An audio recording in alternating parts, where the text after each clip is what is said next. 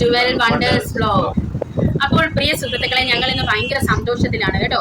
നിങ്ങൾക്ക് എല്ലാം ഒത്തിരി നന്ദിയുണ്ട്. ഞങ്ങളുടെ ചാനൽ അപ്പോൾ മോണിറ്റൈസ് ചെയ്തിരിക്കുകയാണ് കേട്ടോ. അങ്ങനെ ആ ഒരു കടമ്പ ഞങ്ങൾ കടന്നിരിക്കുവാണ് കേട്ടോ. ഞങ്ങൾക്ക് നിങ്ങളുടെ തീർത്താൽ തീരാത്ത നന്ദിയാണ് ഉള്ളത്. ചിലവർക്കെങ്കിലും അറിയായിരിക്കും, പരസ്യമൊക്കെ വന്ന് തുടങ്ങി ചാനലിൽ കേട്ടോ. ഇത് നിങ്ങളുടെ സപ്പോർട്ട് കൊണ്ട് മാത്രം കിട്ടിയതാണ് കേട്ടോ. അല്ലെങ്കിൽ നമുക്ക് ഇത് ഒരിക്കലും ഇത്രയും പെട്ടെന്ന് മോണിറ്റൈസ് ആവുമെന്ന് ഞങ്ങൾ പ്രതീക്ഷിച്ച പോലുമില്ല. ഇതിന്റെ ക്രെഡിറ്റ് ഓൺലി ഫോർ മിസ്സസ് വീണ എസ് പ്രകാശ്. അത് വെറുതെയാണ് ഗൈസ്. കാരണം ഞാൻ ഈ വീഡിയോ ഇപ്പൊ മൂന്നാമത്തെ വട്ടമാണ് ഞാൻ ഇത് ഇപ്പൊ സ്റ്റാർട്ട് ചെയ്യുന്നത്. ഇടയ്ക്ക് വെച്ച് 2 വട്ടം ഞാൻ ഇട്ടിട്ട് പോയായിരുന്നു. അതിനുള്ള കാരണം എന്ന് പറഞ്ഞാൽ എനിക്ക് വീട്ടുപണിയായിട്ട് ഇത് കൊണ്ടുപോകാൻ പറ്റാത്തതാണ്. പക്ഷെ ഇത്തവണ എനിക്ക് ഒരു ടേണിംഗ് പോയിന്റ് ലൈഫിൽ വേണമെന്നുള്ള ഒരു നിർബന്ധം ഉള്ളത് കൊണ്ട് ഞാൻ അതൊന്നും കണക്കാക്കിയില്ല. ഞാൻ കുക്ക് ചെയ്യുന്നുണ്ടോ അല്ലെങ്കിൽ ഞാൻ വീട്ടുകാര്യം നോക്കുന്നുണ്ടോ എന്നൊന്നും ഇമ്പോർട്ടൻസ് ഞാൻ കൊടുത്തില്ല. അന്നേരം സമയത്തിന് ആഹാരം ഒന്നും കിട്ടാതെ ചില ദിവസം 2 നേരമായിരിക്കും ഫുഡ്. ഏഞ്ചലിന് എന്തെങ്കിലുമൊക്കെ അങ്ങ് കൊടുക്കും. അതിൽ ഇവർ 2 പേരുമാണ് സഫർ ചെയ്തത്. കാരണം അവർ 2 പേരും അഡ്ജസ്റ്റ് ചെയ്തില്ല. ഇപ്പൊ ചേട്ടൻ പ്രോബ്ലം ഒക്കെ ഉണ്ടാക്കിയിരുന്നെങ്കിൽ എനിക്ക് ഒരിക്കലും വീഡിയോസ് ഇടാനും ഒന്നും പറ്റൂല. നമ്മൾ ആ ഫാമിലിന്റെ പ്രശ്നത്തിൽ കിടന്ന് ഇങ്ങനെ ചുറ്റിക്കൊണ്ടിരുന്നനെ. പക്ഷേ ഇപ്രാവശ്യം ചേട്ടൻ നന്നായിട്ട് എന്നെ സപ്പോർട്ട് ചെയ്തു കേട്ടോ. ചേട്ടനും ഏഞ്ചലും എന്നെ സപ്പോർട്ട് ചെയ്തുകൊണ്ടാണ് എനിക്ക് ഇത് നിറവേറാൻ പറ്റിയത്, എൻ്റെ ഈ ആഗ്രഹം നിറവേറാനായിട്ട് പറ്റിയത്.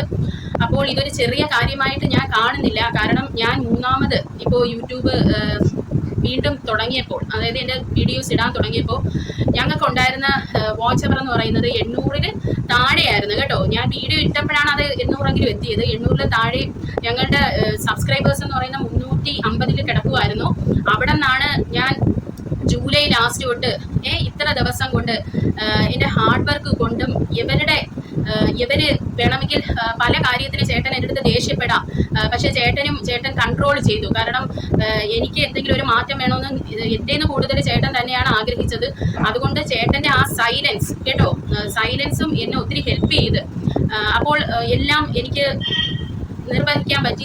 അതിന്റെ പിന്നിൽ വേറൊരു രഹസ്യങ്ങളുണ്ട്. നമ്മൾ ഒരു കാര്യത്തിന് വേണ്ടി മാത്രം തുനിഞ്ഞിറങ്ങിയാൽ അത് നേടുമെന്നുള്ളതിന്റെ ഒരു ഉത്തമ ഉദാഹരണമാണിത്.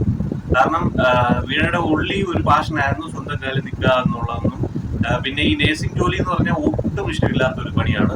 പല പ്രാവശ്യമായിട്ട് ഞാൻ നിർബന്ധിച്ചിട്ടുണ്ട് ഉള്ള ഒരു പ്രൊഫഷൻ കളയാതെ ഇത് തന്നെ ചെയ്യാൻ. അതായത് ഞാൻ 2016 തൊട്ട്, അതായത് ഇറാഖിൽ നിന്ന് വന്നപ്പോൾ മുതൽ ഞാൻ ചേട്ടൻ്റെ അടുത്ത് പറയുന്നതാണ്, എനിക്ക് ഈ നഴ്സ് ആവുന്നത് ഇഷ്ടമല്ല, എനിക്ക് ഇതിന്ന് വേറെ പോകണം. അപ്പം എൻ്റെ അച്ഛൻ്റെ അടുത്ത് ഞാൻ കരഞ്ഞു പറഞ്ഞിട്ടുള്ളതാണ് എന്നെ നഴ്സിങ്ങിന് വിടരുത്, എൻ്റെ ഇഷ്ടങ്ങൾ വേറെയാണെന്ന്. പക്ഷേ എൻ്റെ അച്ഛൻ ഹെൽപ്ലെസ് ആയിപ്പോയി. അന്നേരം എന്നെ വിടേണ്ട ഒരു അവസ്ഥയായിരുന്നു. അപ്പം ഞാൻ ചേട്ടൻ്റെ അടുത്ത് ഇത് തന്നെ റിപ്പീറ്റ് ചെയ്തു, എനിക്കിത് താല്പര്യമില്ലെന്ന് പറഞ്ഞിട്ടും ചേട്ടൻ അന്നേരം ചിന്തിക്കുന്നത് ഞാൻ നമ്മൾ നഴ്സാണ് അല്ലേ, എക്സ്പീരിയൻസ് കൊണ്ട് കളയണ്ട, ഞാൻ കയറാതിരുന്ന എനിക്ക് എക്സ്പീരിയൻസിൻ്റെ പ്രോബ്ലം വരും. അപ്പോൾ ഞാൻ പുറത്ത് പോയി നമുക്ക് ലക്ഷങ്ങൾ സമ്പാദിക്കാം. അപ്പോൾ എന്തിനാണ് അങ്ങനെ ഒരു പ്രൊഫഷൻ ഞാൻ ഇത്രയും രൂപയൊക്കെ കൊടുത്ത് പഠിച്ചിട്ട് ഞാനത് കളയുന്നു എന്നുള്ള ഒരു ഇത്. കാരണം ചേട്ടൻ എന്നെ ഇങ്ങനെ ഫോഴ്സ് ചെയ്തുകൊണ്ടേയിരുന്നു, ജോലിക്ക് കയറൂ അല്ലെങ്കിൽ എന്നെ OET പഠിക്കൂ എന്നൊക്കെ പറഞ്ഞ് എന്നെ ഫോഴ്സ് ചെയ്തുകൊണ്ടേയിരുന്നു. ഒരു ആഴ്ച ഞാൻ OET പഠിക്കും, പിന്നെ ഞാൻ നോക്കത്തില്ല. പിന്നെ അടുത്ത ഒരു 6 മാസം കഴിയുമ്പോൾ ഞാൻ വീണ്ടും പഠിക്കും, ഒരാഴ്ച പഠിക്കും, പിന്നെ ഞാനത് കളയും. അപ്പോൾ എൻ്റെ കൂടെ ഉള്ളവരുടെ അടുത്തും ഞാൻ പറഞ്ഞു എനിക്ക് ഇതിനോടൊരു പാഷൻ ഇല്ല, എൻ്റെ ഈ നഴ്സിംഗ് ഫീൽഡിനോട് എനിക്ക് പാഷൻ ഇല്ല, എൻ്റെ ആഗ്രഹങ്ങൾ വേറെയാണ്. പക്ഷെ അവരും അത് അന്നേരം ഫണ്ണായിട്ടാണ് എടുത്തത്. കാരണം അവർക്കും എൻ്റെ ബുദ്ധിമുട്ടൊക്കെ അറിയാവുന്നതുകൊണ്ടാണെന്ന് തോന്നുന്നു. അവരും പറഞ്ഞു എന്തിനാണ് നീ ഇതിനൊക്കെ പോകുന്നത്, നിനക്ക് ഇത്രയും നല്ലൊരു പ്രൊഫഷൻ പഠിച്ചിട്ട് നിനക്ക് പൈസ ഉണ്ടാക്കിക്കൂടെ എന്നായിരുന്നു എല്ലാവരും എന്നെ ഇങ്ങനെ ചെയ്തുകൊണ്ടിരുന്നത്. അപ്പോഴൊക്കെ ഞാൻ എൻ്റെ ചേട്ടനടുത്ത് പറയുന്നുണ്ട്, എനിക്കിതല്ല വേണ്ടത്, എനിക്ക് എൻ്റെ ലൈഫിൽ സന്തോഷമാണ് വേണ്ടത്, അല്ലാതെ എനിക്ക് ഇത്രയും സ്ട്രെസ് ഫുള്ളായിട്ടുള്ള ഒരു എൻവയോൺമെൻറ്റിൽ ജോലി ചെയ്യാൻ എനിക്ക് താല്പര്യമില്ല, എൻ്റെ ഇഷ്ടമല്ല എനിക്ക് ഇങ്ങനെ ഒരു പ്രൊഫഷൻ, എസ്പെഷ്യലി ആ എൻവയോൺമെൻറ്റ്. ഞാൻ നിങ്ങളുടെ അടുത്ത് പറഞ്ഞിട്ടുണ്ട്. അങ്ങനെ ചേട്ടൻ ഇത്രയും വർഷം, അതായത് 2016 മുതൽ ഈ ഒരു 6 മാസം മുമ്പ് വരെയും ചേട്ടൻ എന്നെ ഒരു നഴ്സാക്കാൻ അല്ലെങ്കിൽ ഞാൻ ജോലിക്ക് കയറാൻ വേണ്ടി ചേട്ടനെ പരമാവധി ചേട്ടൻ ട്രൈ ചെയ്തു എന്നെ ജോലിക്ക് കയറ്റാനായിട്ട്. പക്ഷെ ഞാൻ പെണ്ണാണെങ്കിൽ ഞാൻ കയറിയില്ല. ചേട്ടൻ കുറെ സഫർ ചെയ്ത്, കാരണം ഒരാളെ വരുമാനമേ ഉള്ളൂ. ഇടയ്ക്ക് കയറിയിട്ടുണ്ടായിരുന്നു, 1-2 ഹോസ്പിറ്റലിലൊക്കെ വർക്കും ചെയ്തിട്ടുണ്ട്. പക്ഷെ അങ്ങനെയാണ് ഒരു പ്രൊഫഷണൽ ഇഷ്ടമില്ല എന്നുണ്ടെങ്കിൽ നമ്മൾ കുറച്ച് നാൾ കഴിയുമ്പോൾ എന്തോ ആണെങ്കിലും നമ്മൾ എന്തെങ്കിലും ഒരു മുടന്ത് ന്യായം പറഞ്ഞിട്ട് അവിടെ നിന്ന് അതിനുള്ള ഉത്തമ ഉദാഹരണമാണ് ഇത് ഇരിക്കുന്നത്. അപ്പൊ ചേട്ടനുണ്ടല്ലോ എന്നെ ഇടയ്ക്കിടയ്ക്ക് എവിടെയെങ്കിലും കയറ്റി ഞാൻ 1 മാസം പോകും, ഞാൻ നിർത്തിക്കളയും. എന്തെങ്കിലുമൊക്കെ മുടന്ത് ന്യായങ്ങൾ പറഞ്ഞാണ് ഞാൻ നിർത്തുന്നത്.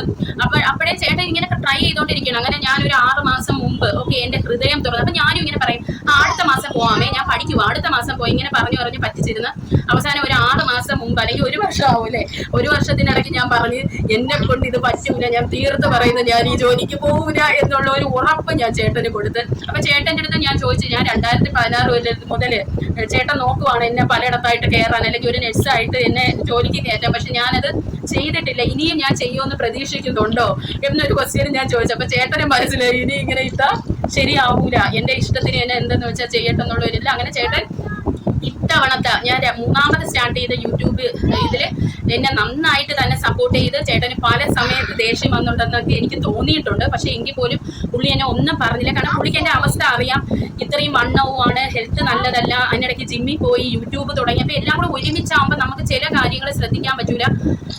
പിന്നെ എൻ്റെ പാഷൻ ഇതാണെന്ന് ചേട്ടന് അറിയാം അല്ലേ. കാരണം ഞാൻ അതിലൊരു വ്യത്യാസം കൂടെ ഉള്ളതെന്ന് പറഞ്ഞാൽ ഫാമിലി ആയിട്ടും ഈ ഫോട്ടോഗ്രാഫി വീഡിയോഗ്രാഫി ആയിട്ട് ബന്ധപ്പെട്ട് വീണയുടെ അച്ഛൻ നല്ലൊരു വീഡിയോഗ്രാഫർ പ്ലസ് ഫോട്ടോഗ്രാഫറാണ് ഇന്റർനാഷണലി. കൂടാതെ കുടുംബത്തിലെ വീണയുടെ അച്ഛന്റെ അച്ഛനാണെങ്കിലും ആർട്ടിസ്റ്റ് ആണ്. അതെ, കാരണം ഞങ്ങൾക്ക് അച്ഛന്റെ അച്ഛന് ഈ സ്റ്റുഡിയോ ആയിരുന്നു. അപ്പൊ ഞങ്ങൾ കൊച്ചിലെ മുതലേ നമ്മള് സ്റ്റുഡിയോ കണ്ടാണ് വളരുന്നത്. അത് മാത്രമല്ല കുഞ്ഞിലെ മുതലേ ക്യാമറ പിടിച്ചിട്ടുള്ള ഒരാളാണ്. അപ്പൊ പോയിക്കറിയാം, ഞാനൊരു എഡിറ്റിങ്ങിനോ വീഡിയോ എഡിറ്റിങ്ങിനോ വല്ലോ ഒക്കെ ഇരിക്കുവാണെങ്കിൽ തീർച്ചയായിട്ടും ഫുഡ് പോലും കഴിക്കാതെ നല്ലതായിട്ട് ഫുഡ് കഴിക്കുന്ന ഒരാളാണ്. പക്ഷെ പല ആൾക്കാരുടെയും എന്തെങ്കിലും ഒരു ഫംഗ്ഷന്റെ വീഡിയോയോ ഫോട്ടോഗ്രാഫിയോ എല്ലാം അയച്ചു കൊടുത്തു കഴിഞ്ഞാൽ അതുമായിട്ട് വേണമെങ്കിൽ ഫുഡും വേണ്ട വെള്ളവും വേണ്ട, അത് 1-2 ദിവസം വേണമെങ്കിൽ ഒരു എഡിറ്റ് ചെയ്ത് അത് നല്ലൊരു വീഡിയോ ആക്കി നല്ലൊരു പാട്ടും ഇതുമല്ല അതിനകത്ത് ആഡ് ഓൺ ചെയ്തിട്ട് നല്ല നമ്മുടെ വീഡിയോഗ്രാഫിൽ, അതായത് നമ്മുടെ സ്റ്റുഡിയോയിലൊക്കെ കിട്ടുന്ന പോലെ അങ്ങനെയുള്ള ഒരു കോപ്പി എടുക്കാനുള്ള കഴിവ് വീണെങ്കിൽ പണ്ട് തൊട്ടേ ഉണ്ട്. അത് പല കൂട്ടുകാരും പല ബന്ധുക്കാരും അങ്ങനെയുള്ള സാധനങ്ങളെല്ലാം അയച്ചു കൊടുത്തു. അപ്പൊ എനിക്ക് അത്ര പെർഫെക്റ്റ് അല്ല ഞാൻ, കാരണം ഞാൻ ഇതൊന്നും പഠിച്ചിട്ടില്ല.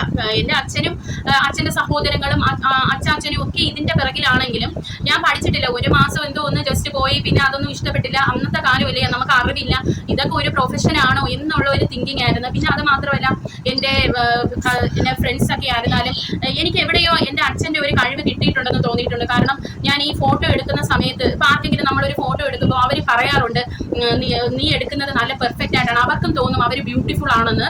ഇപ്പൊ എനിക്ക് തന്നെ എന്റെ ചില വീഡിയോസ് ഞാൻ എടുക്കുമ്പോൾ ഞാൻ നേരിട്ട് കാണാൻ അത്ര ഇല്ലെങ്കിലും ചില വീഡിയോസിലൊക്കെ ഞാൻ എനിക്ക് അങ്ങനെ ഒരു കഴിവുണ്ട് കേട്ടോ, നല്ല ഒരു ഇതിൽ എന്റെ മുഖം വരാറുണ്ട്.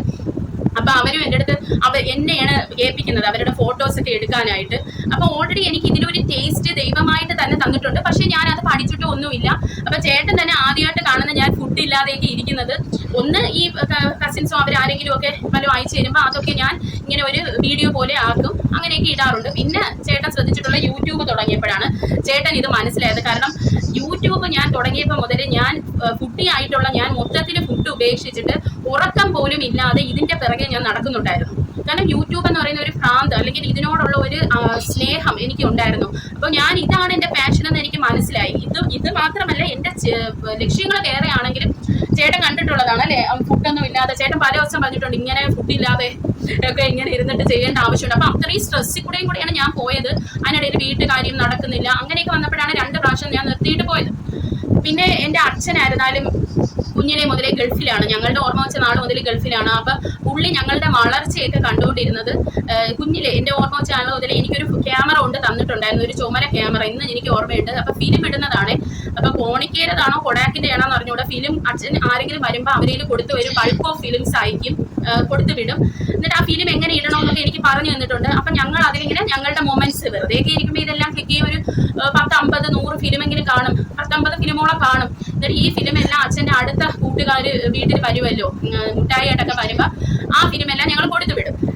അപ്പൊ ആ കൂട്ടുകാരൻ്റെ പുതിയ ഫിലിംസ് കാണും. അങ്ങനെയാണ് അച്ഛൻ ഞങ്ങളുടെ വളർച്ചയും ഞങ്ങളുടെ മൊമെന്റ്സും ഒക്കെ അച്ഛൻ കണ്ടുകൊണ്ടിരുന്നത് അങ്ങനെയാണ്. അപ്പൊ കൊച്ചിലെ മുതലേ എനിക്ക് ഈ എഡിറ്റിംഗ് ഒക്കെ ഭയങ്കര ഇഷ്ടം. മീൻസ് വളർന്നപ്പോൾ ഞാൻ ഇതിലൊക്കെയാണ് ശ്രദ്ധിക്കാൻ തുടങ്ങിയത്. പിന്നെ അത് മാത്രമല്ല എൻ്റെ അടുത്ത് നിങ്ങളും ഇത് ഒന്ന് ട്രൈ ചെയ്ത് നോക്കണം. കാരണം എൻ്റെ അടുത്ത് എൻ്റെ ഒരു സീനിയറാണ് പറഞ്ഞു തന്നത്, ഒരാളുടെ പാഷൻ കണ്ടുപിടിക്കണമെങ്കിൽ നമ്മൾ പുറകോട്ടൊന്ന് തിരിഞ്ഞു നോക്കണം. നമ്മൾ ഒരിക്കലും മടുക്കാതെ ചെയ്തിട്ടുള്ള ഏത് പ്രവൃത്തിയാണോ അതാണ് നമ്മുടെ പാഷൻ. അതായത് വർഷങ്ങളായിട്ട് ഏതെങ്കിലും ഒരു കാര്യം നമ്മൾ കണ്ടിന്യൂസ് ഇങ്ങനെ ചെയ്തുകൊണ്ട് വരും, അത് നമുക്കൊരു മുടക്കവും കാണൂല. അപ്പൊ അതാണ് നമ്മുടെ പാഷൻ എന്നാണ് നമ്മുടെ ഈ സീനിയർ എനിക്ക് പറഞ്ഞു തന്ന. പക്ഷെ ഞാൻ അത് ഒന്ന് ചിന്തിച്ച് നോക്കി, ഞാൻ എന്താണ് ചെയ്യുന്നത്. ഞാൻ ചെയ്തിട്ടുള്ളത് ഈ ഫോട്ടോസ് കിട്ടുമ്പോൾ അത് അങ്ങനെ വർക്ക് ചെയ്ത് നോക്കി, എഡിറ്റ് ചെയ്ത് കൊടുക്കും, നോക്കും, വീഡിയോ ആയിട്ട് ചെയ്ത് നോക്കും, എല്ലാ ആപ്ലിക്കേഷനും എടുത്തിട്ട് ഞാനിങ്ങനെ അതിൽ പണികൾ ചെയ്ത് നോക്കും. പക്ഷെ ഞാനിത് പഠിക്കണം, പഠിക്കാതെ നമുക്കിതൊരു പ്രൊഫഷണലിലോട്ട് കൊണ്ടുപോകാൻ പറ്റില്ല. പക്ഷെ എൻ്റെ ലൈഫ് അല്ലെങ്കിൽ ഇത് ഫോട്ടോഗ്രാഫിയിൽ ഒതുക്കാനല്ല ഞാൻ ഉദ്ദേശിക്കുന്നത്, വേറെയും കുറേ ലക്ഷ്യങ്ങൾ എനിക്കുണ്ട്. അപ്പോൾ അതിൻ്റെ ആദ്യത്തെ ചവിട്ടുപടിയാണ് എൻ്റെ ഈ യൂട്യൂബ് ചാനൽ ഇങ്ങനെ ഞാൻ തുടങ്ങിയത്, മോണിറ്റൈസ് ആയത്.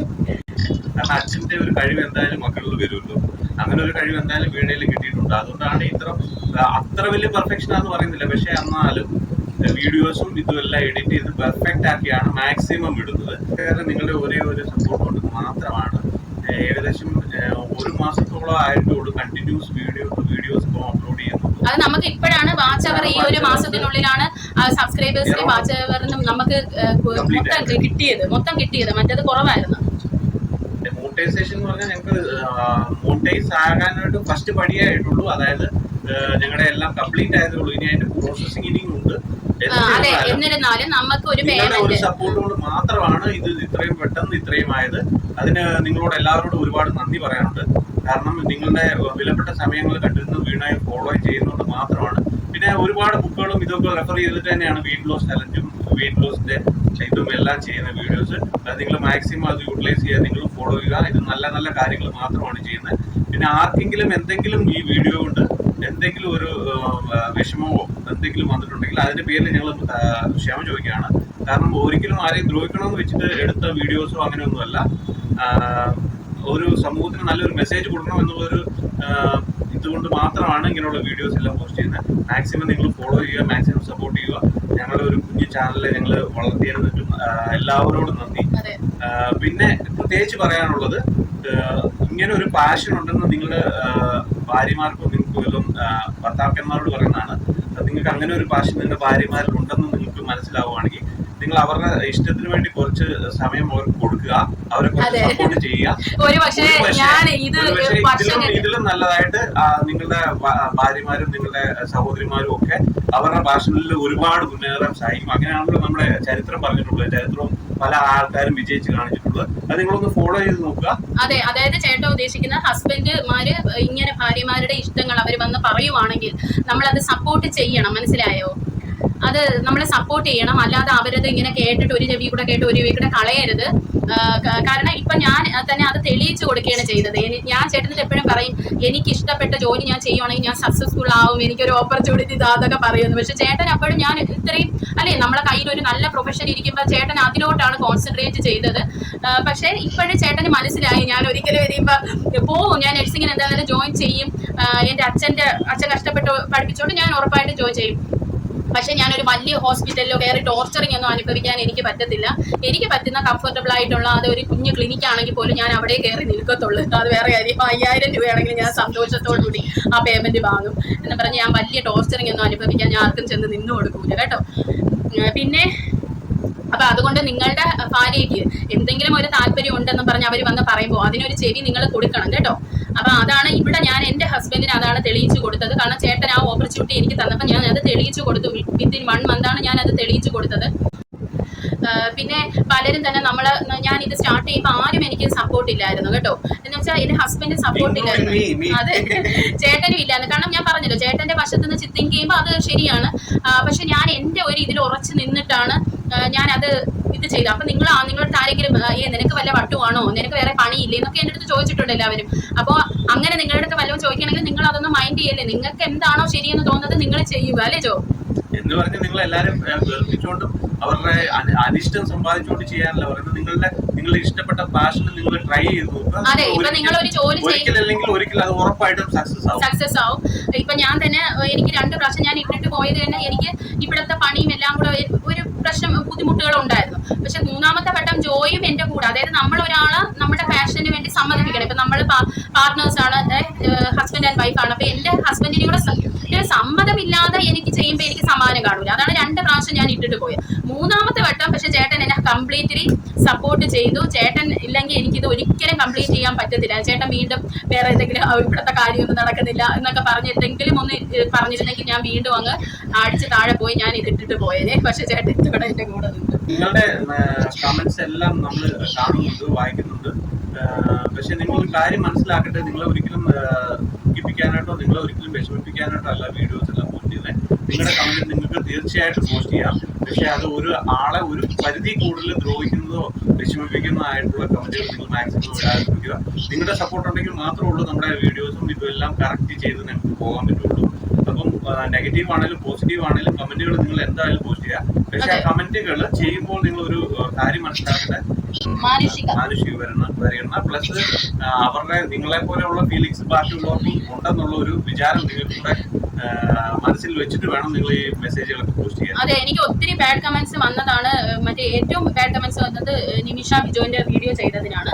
പക്ഷെ ഏറ്റവും എന്ന് പറയാൻ പറ്റത്തില്ല, കൂടുതലും എനിക്ക് സപ്പോർട്ടാണ് കിട്ടിയത്.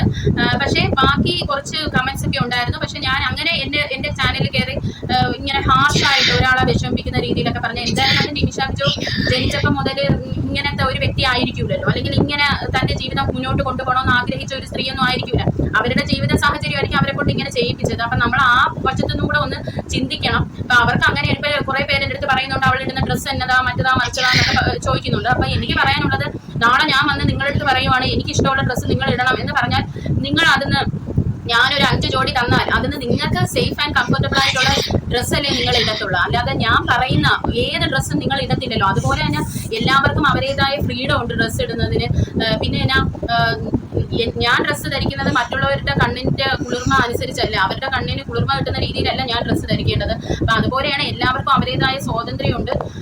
അപ്പോൾ അത് മാത്രമല്ല, എത്രയോ പേര് 5 to 6 lakh ഒക്കെയാണ് ഓരോരുത്തർ ചെന്ന് അവരുടെ വീഡിയോ കാണുന്നത്. അപ്പൊ അത്രയും പേര് അവരെ സപ്പോർട്ട് ചെയ്യുമ്പോൾ അവര് ഇതിട്ടിട്ട് പോകും ഇല്ല. അപ്പൊ നമുക്ക് ആകെ ചെയ്യാൻ പറ്റുന്ന ഇഗ്നോർ ചെയ്യുക എന്നുള്ളതേ ഉള്ളൂ അല്ലേ.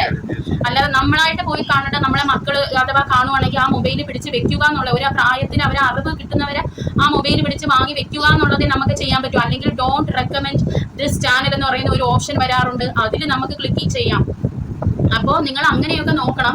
അല്ലാതെ നമ്മളിപ്പോൾ എത്ര പാപം ചെയ്തവരെയും ശപിക്കാനോ അല്ലെങ്കിൽ അങ്ങനെ നടക്കും ഇങ്ങനെ നടക്കും എന്ന് നമുക്കൊരു ശാപവാക്ക് നമുക്ക് പറയാൻ പറ്റില്ല. നമുക്ക് നമ്മളെ വിഷമങ്ങൾ ഇങ്ങനെ പറയാം, അവരങ്ങനെ ചെയ്ത് ഇങ്ങനെ ചെയ്തു. പക്ഷെ ശാപവാക്കൊന്നും നമുക്ക് പറയാൻ നമ്മൾ ആരുമല്ല, അത് നമുക്ക് തന്നെ തിരിച്ച് വരും. നമ്മൾ ഒരാളെ ശപിക്കുകയോ ശാപവാക്ക് പറയുകയോ ചെയ്യുവാണെങ്കിൽ. പിന്നെ അപ്പോൾ ഞങ്ങളുടെ സന്തോഷം, ഞങ്ങൾ ഗുലാബ് ജാം കഴിച്ച് കേട്ടോ നിങ്ങളെ അറിയിക്കുവാണ്. അപ്പൊ ഈ ഗുലാബ് ജാം നിങ്ങൾക്കും കൂടെ ഉള്ളതാണ് കേട്ടോ. അപ്പൊ ഇവിടെ നമ്മൾ അധികം ഞാൻ ഫാസ്റ്റിംഗ് എടുത്ത ഞാനാണ്. പിന്നെ 19 hours ആയപ്പോൾ ഞാൻ ഫാസ്റ്റിംഗ് നിർത്തി. കാരണം ഈ ഗുലാബ് ജാം ഒക്കെ കഴിക്കണം സന്തോഷിച്ച് മോണിറ്റൈസ് ആയിട്ട് നമ്മൾ എന്നെ ഫാസ്റ്റിംഗ് ആയിട്ട് ഒരു വെള്ളം മാത്രം കുടിച്ച് കിടക്കുന്നത് ശരിയല്ലല്ലോ എന്ന് വെച്ച് ഞാൻ ഫാസ്റ്റിംഗ് ഒക്കെ നിർത്തി കേട്ടോ. പിന്നെ ഒരു കാര്യം കൂടെ, തീർച്ചയായിട്ടും ഞങ്ങളുടെ ആദ്യത്തെ പേയ്മെന്റും ഞങ്ങളുടെ എല്ലാം അറിയിക്കുന്നതായിരിക്കും. പൈസ കിട്ടി വലിയ ലക്ഷങ്ങളൊന്നും കിട്ടിയെന്നല്ല ഞങ്ങൾ പറഞ്ഞു. നമുക്ക് ഒരു 500 രൂപ കിട്ടുവാണെങ്കിൽ ഞങ്ങൾക്ക് സത്യം പറഞ്ഞാൽ അറിയത്തില്ല. ഞങ്ങൾ പഠിച്ച് വരുന്നതേ ഉള്ളൂ ഇതിന് എത്രയാണ് പേയ്മെന്റ്. പലതും പറയാറുണ്ട്, ഞങ്ങൾക്കൊന്നും മനസ്സിലാവില്ല. ഒരു 500 രൂപ കിട്ടിയാലും നിങ്ങളെ ഞങ്ങൾ അറിയിക്കുന്നതായിരിക്കും. ആദ്യത്തെ $100 എന്തോ കയറിയാലേ നമുക്ക് വിഡ്രോ ചെയ്യാൻ പറ്റത്തുള്ളൂ. അപ്പൊ അന്നേരം നമ്മൾ നിങ്ങൾ അറിയിക്കുന്നതായിരിക്കും. എത്ര കിട്ടിയാലും ഞങ്ങൾക്ക് 1 രൂപ കിട്ടിയാലും ഞങ്ങൾക്ക് സന്തോഷമാണ് കേട്ടോ. കാരണം ഒന്നും ഏൺ ചെയ്യാതെ ഞാൻ വീട്ടിൽ ഇരുന്നിട്ട് എനിക്ക് 1 രൂപ കിട്ടുമ്പോൾ എനിക്ക് അതൊരു സന്തോഷം. തീർച്ചയായിട്ടും സ്വന്തമായിട്ട് ഏൺ ചെയ്യുന്ന ഒരു പൈസ കിട്ടുമ്പോഴത്തേനുള്ള ഒരു സന്തോഷം അത് നിങ്ങളുമായിട്ട് പങ്കുവയ്ക്കുകയാണ്. അതെ അതെ. അപ്പൊ നമ്മൾ ഗുലാബ് ജാം കഴിക്കുവാണ് കേട്ടോ. നിങ്ങൾക്ക് കൂടെ ആൻറ്റീനെ ഓൾറെഡി 2 കഴിച്ചു. ആൻറ്റീന്നാ ഇങ്ങോട്ട് വന്നാണ് വിസിറ്റ് ചെയ്യാം. വേണ്ട.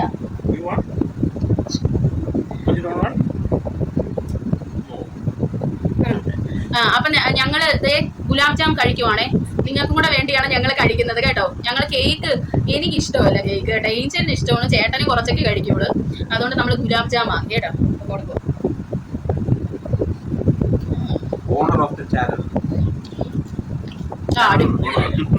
നല്ല സ്റ്റൈല് ഗുലാബ് ജാം കഴിച്ചു, നല്ല രസമുണ്ട്. ഡൽഹി എന്ന് പറയുമ്പോ രസഗുളയും ഗുലാബ് ജാമും ഇല്ലാതെ വേറൊരു പരിപാടി ഇല്ല. പിന്നെ പൊട്ടറ്റോയും ഇതൊക്കെ ഇല്ലാതെ വേറൊരു പരിപാടി ഇവിടെ ആളുകൾക്കില്ലല്ലോ.